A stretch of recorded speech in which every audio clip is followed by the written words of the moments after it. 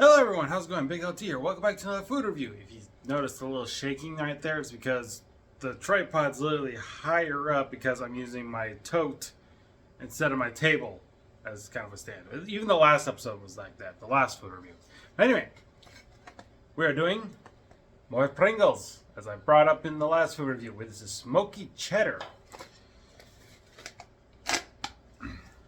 Sorry if I'm a little late on this one. This is actually the next day since the last food review. And you're probably wondering, like, you didn't do one today! Or today at the time we're recording this, and this is going live tomorrow. But, yeah, well, things happened. I didn't have the time to do it. No smokiness this time, like the bacon one. And no, I'm not smelling any cheese either. And just so you know, yes, again, Walmart and the one thing, like in the last one. It's got that cheddar dust on there, little tiny cheddar dust. Let's try it out.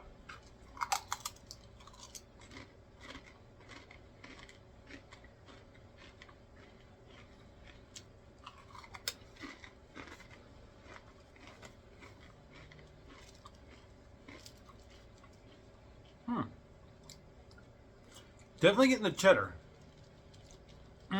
Okay.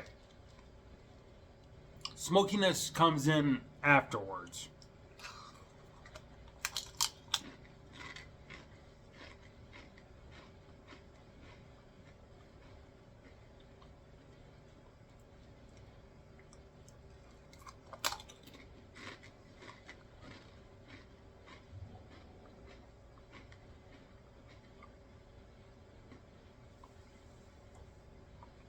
It is cheesy. I'll give it that. Very, very cheesy. A little bit smoky.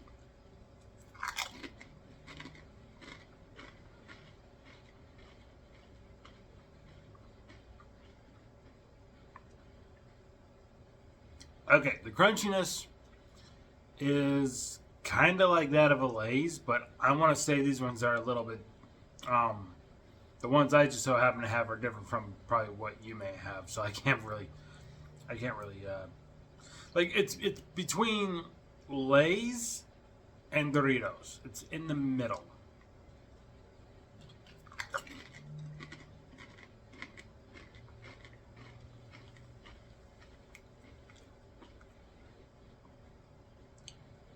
Like it's got a harder texture than I can remember. Not sure, but that's what I'm getting at.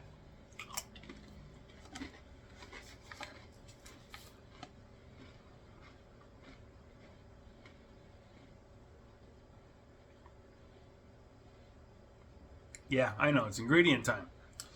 Dried potatoes. Come on, seriously. They're potato crisps. And not chips. Crisps. Pringles got sued for that by Lay's when they first released. Vegetable oil, which is either corn, cottonseed, canola. Not sure about that one, but it's got soybean in it. And or sunflower. Degerminated yellow corn flour, cornstarch, maltodextrin, rice flour, mono and let's just skip that one, shall we? Less than 2% of salt, monosodium glutamate, cheddar cheese, obviously because it's smoked cheddar. Let's see here. Onion powder, lactic acid. I believe lactic acid is also what they use in milk. So. Yellow number 6, Lake. Yellow number 5, Lake. Caramel color. Yeast extract, natural flavor, including smoke flavor. Citric acid. Disodium. You know, I'm just going to skip that one. Skip that one. Garlic powder, whey, wheat starch. Contains milk and wheat ingredients. In case you didn't tell what I was saying about it being cheese and wheat.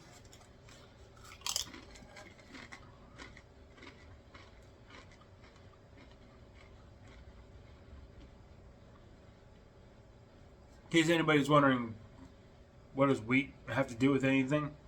Like, most people understand the milk because, you know, lactose intolerant. people are going to ask, like, what's so special about wheat being an allergy? I believe it's gluten. I believe it has to do with gluten. I could be wrong, but I believe that's what wheat flour does. Contains gluten, which causes stretchiness in some way. I don't know.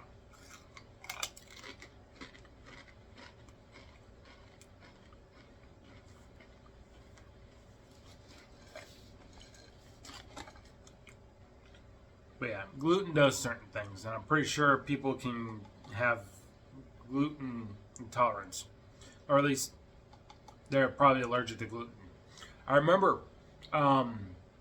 there was a Good Eats episode where Alton Brown did a Christmas episode with Santa Claus to make sugar cookies, and then years later he did the same thing again with Santa Claus, the same actor. You know what I mean? And of course, you know, Alton was always like, well, what if somebody in your household was? And then it basically showed Santa, he's like, gluten intolerant. Meaning that basically an allergic reaction to gluten. Kind of similar to, I guess, what lactose intolerant does. So that's why they tell you it's like containing milk and wheat ingredients, because the wheat is because of gluten. I'm pretty sure.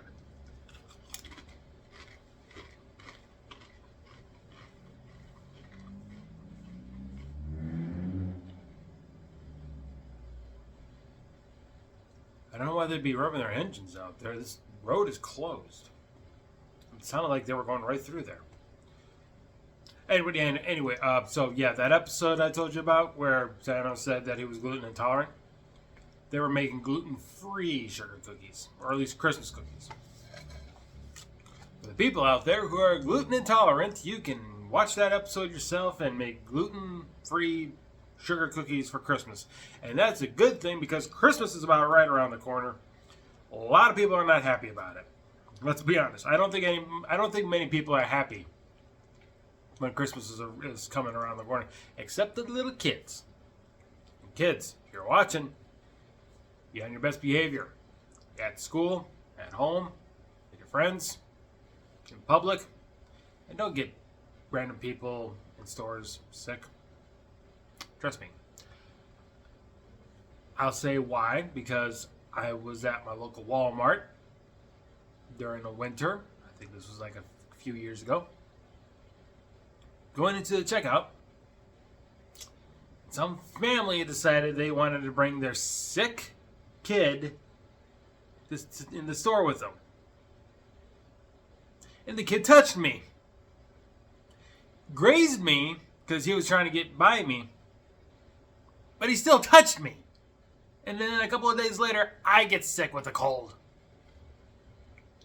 Parents, don't take your kids to the store when they are sick, especially if that store is crowded. That's how you spread germs. Even if you have to go out to the store,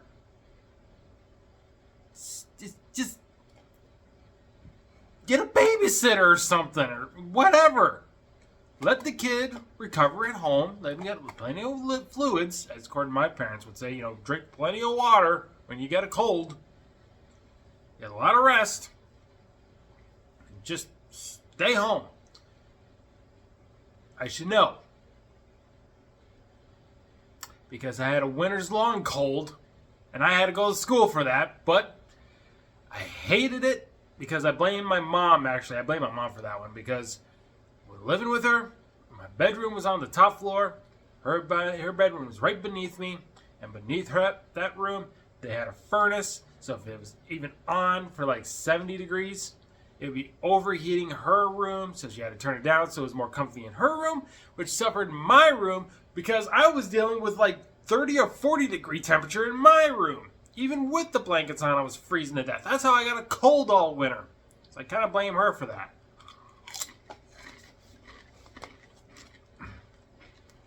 And I still had to go to school for that, but come on, seriously. It's best to not get kids sick. Whether at school, at the store, anywhere. But anyway, these are good.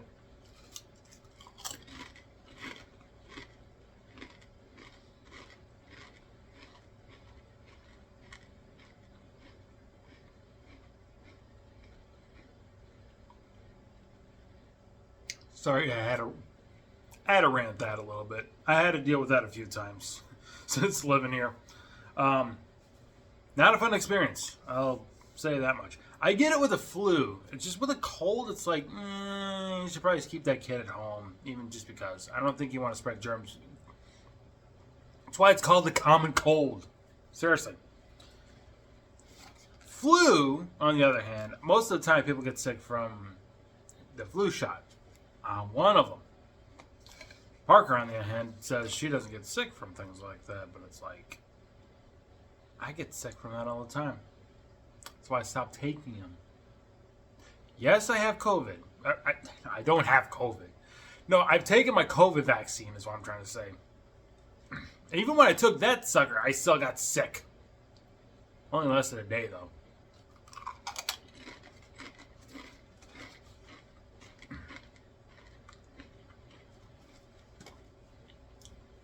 But I stopped taking a flu vaccine. No, I'm not an anti-vaxxer. I'll just say that right now. I'm not like some people who shall remain nameless in a position that should also remain nameless. I just decided I didn't want to take... it was just more of a, this is me. This is my decision.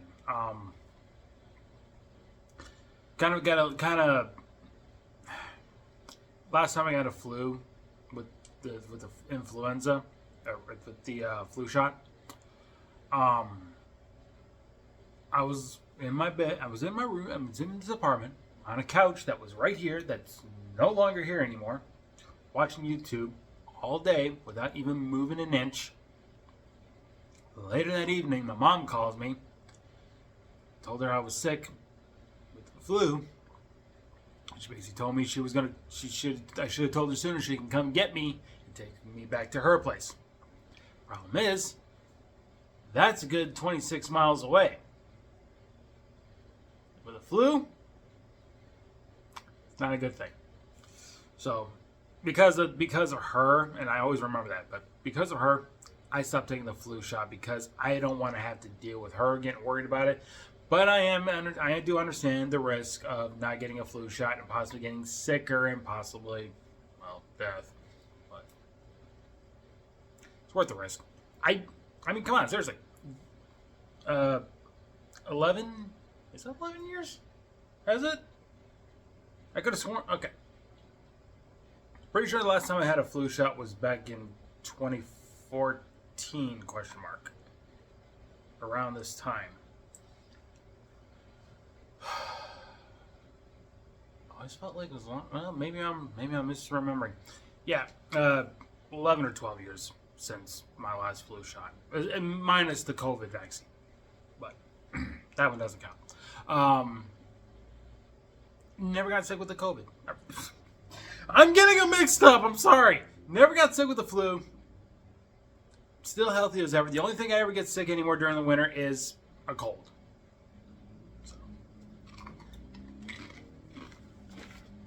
How do we get into this topic, I'd like to know? Oh, right, because I was talking about gluten intolerance, I guess, and Christmas cookies. I tend to do that. I am so sorry for you guys waiting for all this time for my rating. And I will get to it right now. Rating? Same as the last one, I believe, which was an 8 out of 10. I think the bacon one was an 8 out of 10. This is also 8 out of 10. Now, I'm going to have one more wrap up before I go on any more rants. At least until the next one. Maybe.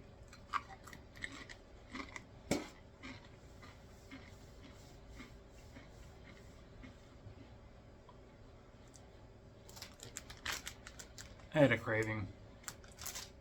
And should truth be told, they put so much more peanut butter in these ones compared to the peanut butter cups. I'm always happy to have those whenever I can. It's not even past Halloween yet. I don't know why I bought them yet. I like them when they're on sale. Look at one out on sale, and then I can buy a whole bunch. And then next thing you know, the Christmas trees ones will be out. After that, then it's the Valentine one that comes out, and after that, it's the Easter one. And then we gotta wait till October again to get these ones. But you know what I mean. All right. Thank you so much for watching this food review. I've been BigLT. This will be uploaded the next day. So by the time you see this, this was tonight. As in last night. Because this goes live tomorrow morning. Possibly 8 a.m. for me. So I'll figure it out. But anyway, I've been BigLT, and I'll see you guys next time for another food review. You have a good day. Take care. Bye-bye.